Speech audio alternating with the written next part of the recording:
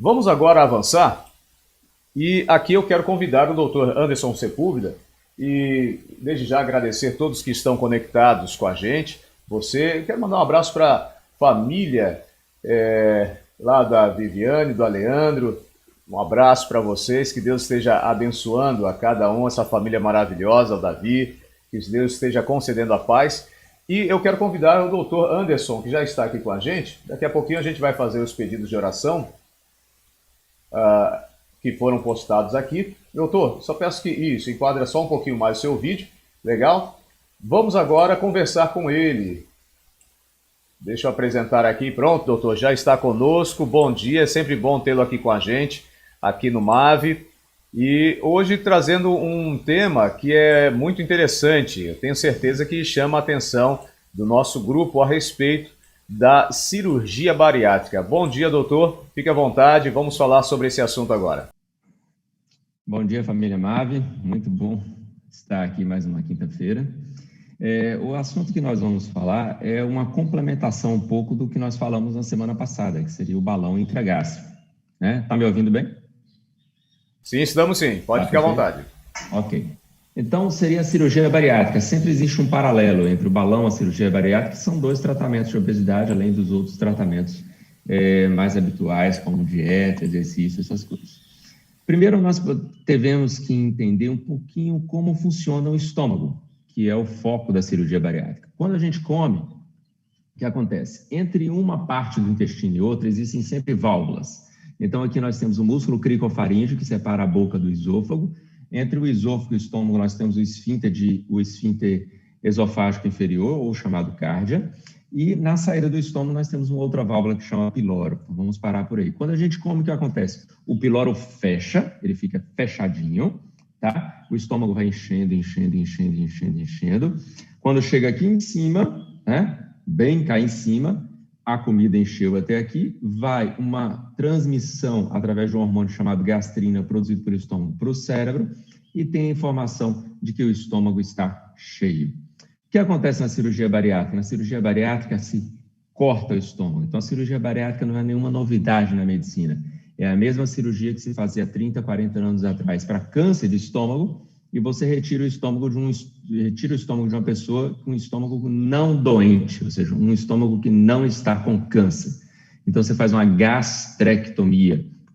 Você retira o estômago da pessoa, fica só mais ou menos uns 5 centímetros, mais ou menos, tá? Só o suficiente para suturar o estômago na alça do intestino que viria a posterior do piloro.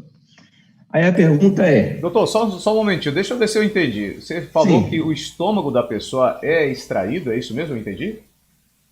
Exatamente. Então, a cirurgia bariátrica é uma cirurgia mutiladora. É a mesma gastrectomia que sempre se fez. A diferença é que hoje em dia, desde idos de 90, 2000, se faz por videolaparoscopia, Porque é a mesma forma que se faz vesícula, por exemplo. É o mesmo jeito que hoje a gente digita no computador, antes a gente digitava na máquina de datilografia, mas a gente está digitando do mesmo jeito. Então, você retira praticamente 3/4 do estômago da pessoa. Só fica a parte de cima, tá? A parte de cima aqui do estômago que você vai costurar no intestino. Tá? Ou seja, e esse tecido, ele pode se reconstruir e ter a mesma função posteriormente do antigo estômago? Como é isso? Ele ficou assim um pouquinho nebuloso para mim aqui. Tira o estômago, mas essa mutilação não vai trazer um prejuízo na questão da digestão para a pessoa? Esse é o grande problema, é o tema da nossa palestra. Vale a pena? Então, é o seguinte, você imagina, para que serve o estômago normalmente? Tá? Então, normalmente ele fecha, o alimento entra, ele vai produzir o ácido clorídrico, outras substâncias que vão fazer a digestão do alimento, vai quebrar o alimento a fim de que o alimento seja absorvido pelo intestino. Então, qual é a função do estômago, basicamente? Quebrar o alimento, preparar o alimento para que ele seja absorvido os nutrientes pelo intestino. Então, a pergunta é, na ausência de 3/4 do estômago, vocês acham que a função do estômago vai ser preservada? O que vai acontecer? O estômago, eu estou fazendo uma pergunta retórica, como não dá tempo da gente conversar muito, já vou logo respondendo, só para chamar mais atenção. Então, o que vai acontecer? esses nutrientes, o alimento vai passar direto para o intestino delgado, com a função dele de absorver os nutrientes, porém ele vai passar sem um preparo prévio, sem ser quebrado. Significa que o intestino delgado terá uma grande dificuldade de absorção de nutrientes. Então, a primeira questão, todo paciente bariátrico terá, com bypass principalmente, que é essa cirurgia proposta, tá? Ele terá uma deficiência nutricional qualitativa, mesmo que ele se permaneça magro, que ele engorde novamente, que nós vamos falar agora, todos eles terão desnutrição. E quais serão as consequências disso, né? Dessa desnutrição? Tem algumas desnutrições de alguns nutrientes que chamam mais atenção. Deixa eu fazer uma pergunta, ver se alguém responde, ou o próprio pastor. Para que serve, por exemplo, aquela capa plástica que envolve os fios, ou qualquer isolante assim, de um fio? Para que serve aquela capa plástica? Para evitar um curto-circuito, se não estou enganado. Não sou técnico em eletricidade, mas basicamente para evitar o contato com alguma substância, com água, ou dar choque em alguém. Alguma coisa nesse sentido, né? Isolante, né? Isso. Perfeito, é um isolante. Então, nós temos também isolantes nos nossos nervos, que é a barreira de mielina, tá? Essa barreira de mielina, ela é recomposta, tá? Tendo como substrato, como matéria-prima, as vitaminas do complexo B. Porém, essas vitaminas do complexo B, elas só são absorvidas no nosso corpo se, no final do estômago, ser produzido um cofator, um carrinho que faz com que a célula absorva essas vitaminas do complexo B. Porém, o paciente bariátrico não tem esse pedacinho do estômago, que seria a parte final, que seria o antro gástrico, a região do piloro ali. O que vai acontecer? Esse paciente terá uma deficiência nutricional de vitaminas do complexo B. O que vai acontecer com ele? A mielina que vai ser gasta vai ter dificuldade de ser recomposta.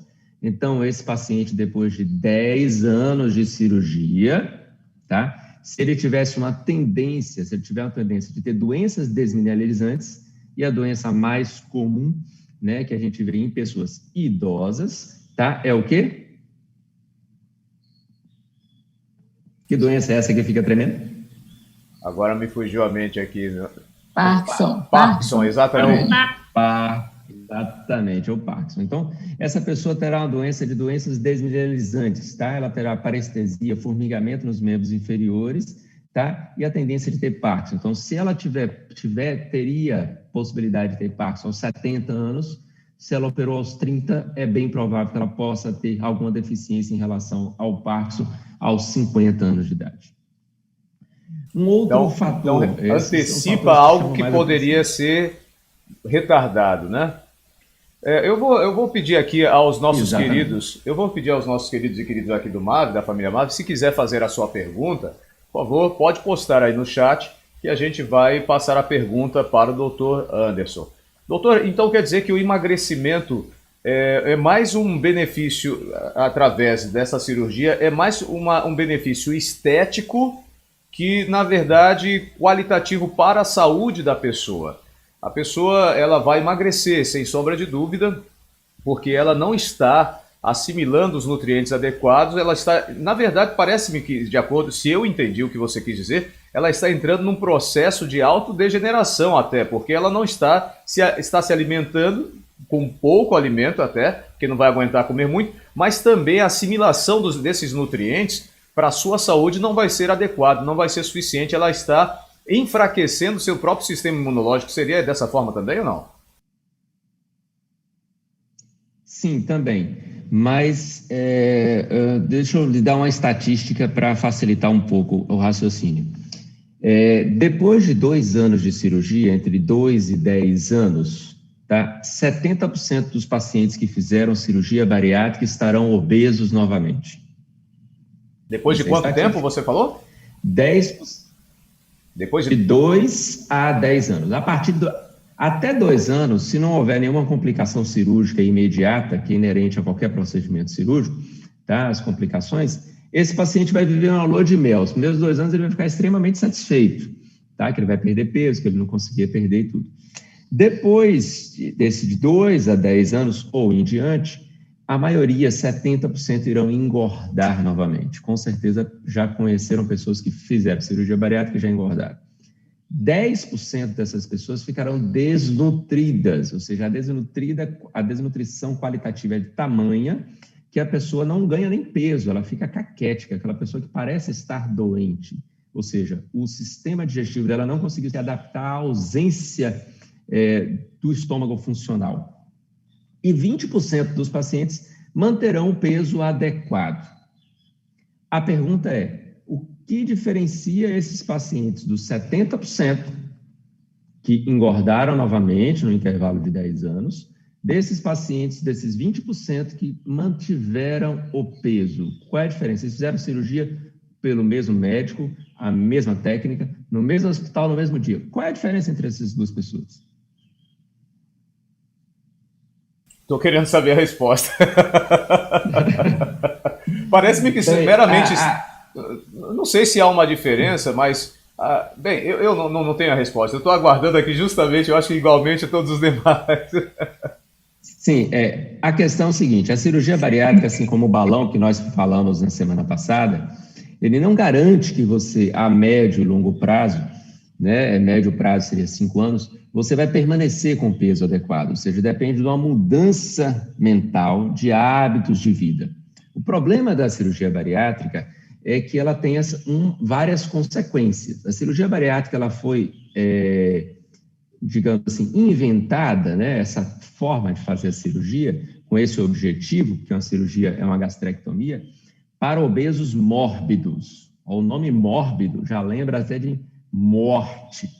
Né? O que é um obeso mórbido? IMC acima de 40 com comorbidades relacionadas à obesidade. O que é isso? O paciente tem diabetes, pressão alta, o paciente tem angina, já teve infarto, o paciente tem vários problemas de saúde inerentes à obesidade extrema, a obesidade grau 3. E esse paciente, ele se beneficia da cirurgia bariátrica porque mesmo ele colhendo os frutos de possíveis complicações como essas que nós vamos falando, eu vou falar mais de uma agora, tá? Ele tenderia a ter várias outras complicações com a obesidade. O problema é que está se transformando pessoas fazendo cirurgia bariátrica com IMC de 27, com IMC de 35, que é uma pessoa que está 10 quilos acima do peso, a partir de 10 quilos acima do peso. Isso é um absurdo. E as pessoas pensam que vão se deitar numa mesa de cirurgia, né, e vão se transformar num modelo fotográfico sem fazer nenhum tipo de esforço e sem nenhum preço a pagar. Então, não existe nada no mundo, no universo, que não tenha um preço a ser pago, né? Até Jesus pagou um preço, tudo tem um preço a ser pago. Ou seja, então, até essa é a questão. Existe uma expressão americana que diz no pain, no gain, né? Não, sem pagar, não tem ganho, né? Ou sem dor, porque diz também no pain, no gain. Isso. E por que? Aí a pergunta é, por que esses pacientes engordam? 2 motivos. Um motivo é o controle mental mesmo. Só que esse paciente bariátrico, ele tem que ter um controle mental muito maior do que o não bariátrico. Por quê? O piloro, voltando ao piloro, quando a gente come o piloro, fecha. E a gente enche o estômago e dá aquela sensação gostosa de saciedade, da barriga cheia. No paciente bariátrico, o que acontece? A anastomose, a emenda com o intestino, do catoquinho do estômago, do pedacinho do estômago com o intestino, ela fica grande, cerca de uns 20 centímetros de boca quando a gente faz a endoscopia.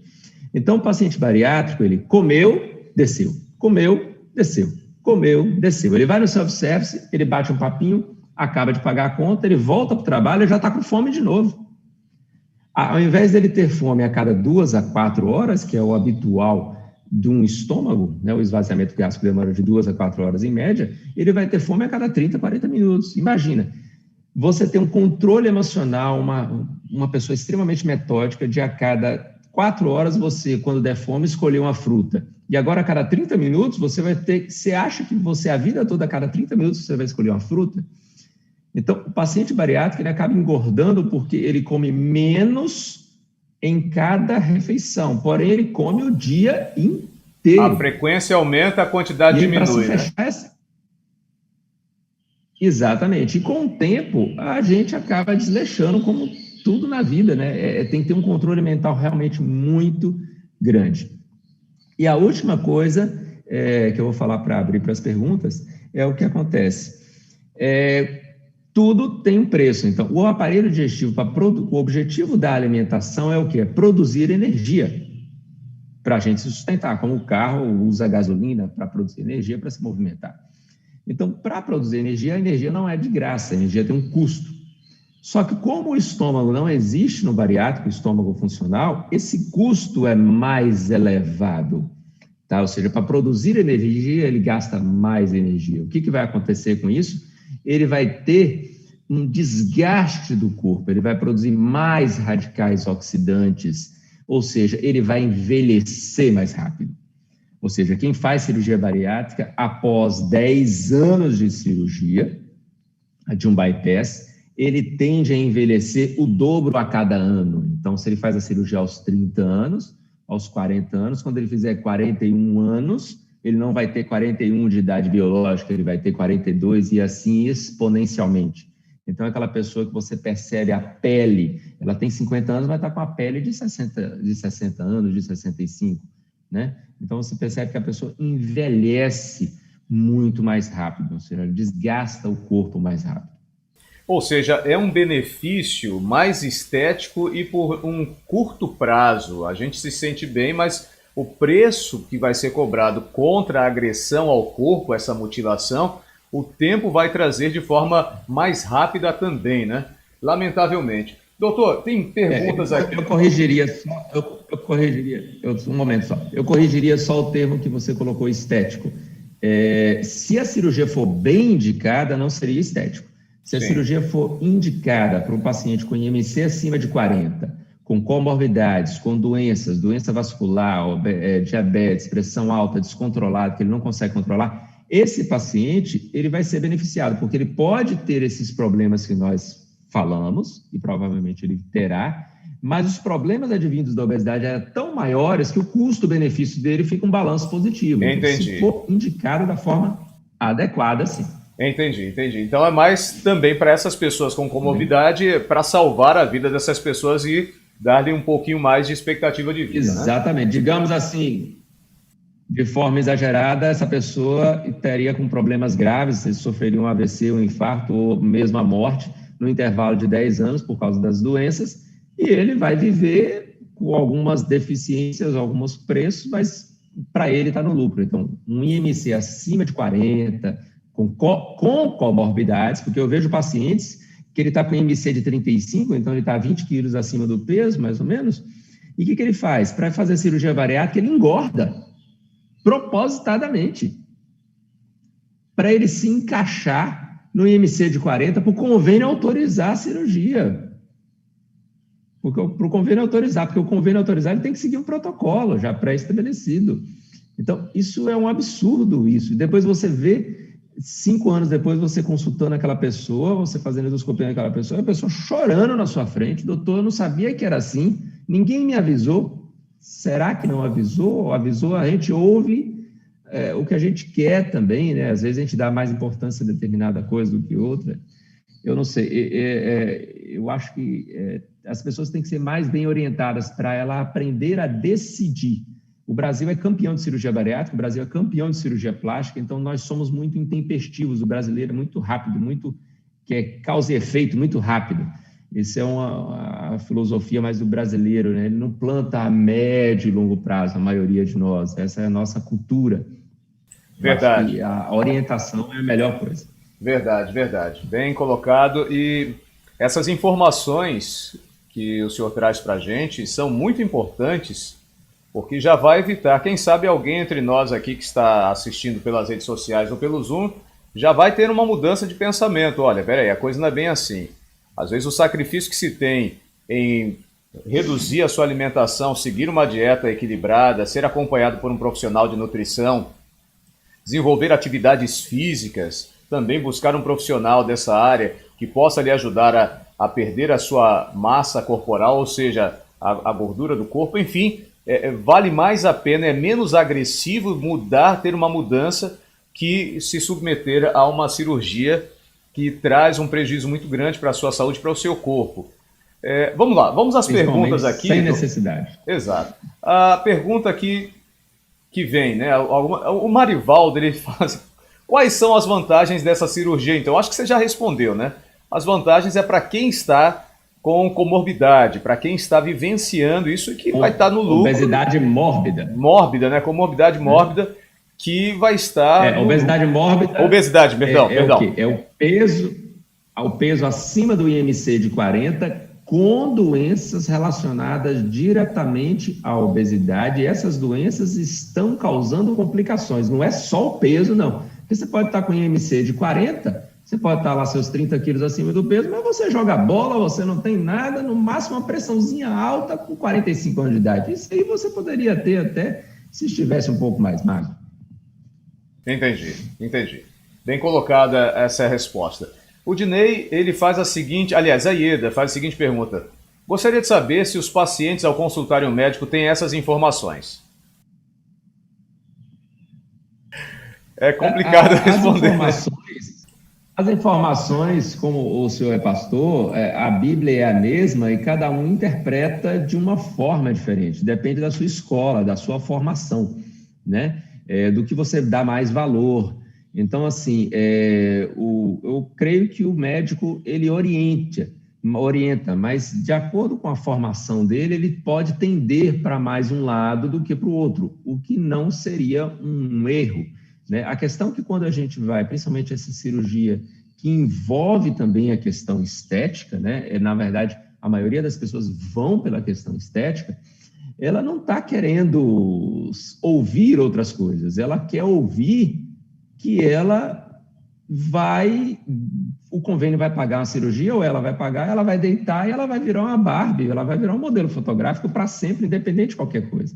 Eu vejo que quando eu oriento os pacientes de balão intragástrico, quando eu entro nos detalhes, quando eu falo que ele precisa fazer exercício, quando eu falo que ele precisa aprender a se alimentar melhor, porque senão ele pode engordar depois que ele tirar o balão, eu percebo no olho dele uma frustração. Eu não quero isso, eu quero que me prometam, igual um remédio que parecia no rádio, Taio Caroba, tome e serve para tudo, ele cura todas as doenças do mundo, né? Um Taio Caroba da vida. Não é assim, nada é assim no mundo, né?